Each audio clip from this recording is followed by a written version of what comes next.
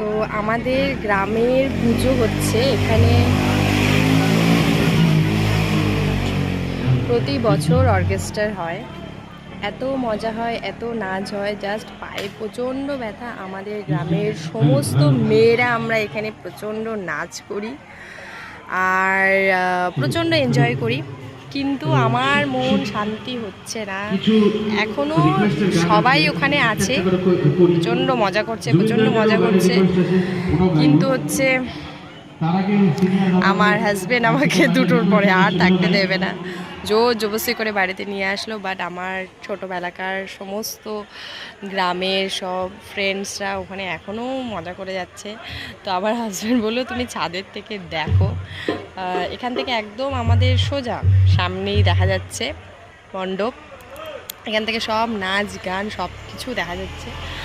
আর হচ্ছে সব থেকে বড় কথা, আমি কেউ বাড়িতে এখনও ঘুমাতে পারছে না, মা বাবা, আমার নিজের বড় ঘুমাতে পারছে না।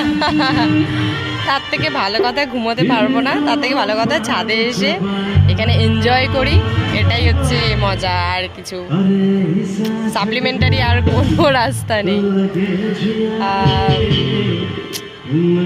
আজকেই লাস্ট বিজয়ার, খারাপ লাগছে খুব, কারণ এই দিনটা আমরা সারা বছরের জন্য ওয়েট করে থাকি। খুব এনজয় হয় আমাদের, মানে এত এত লেভেলের এনজয় হয়।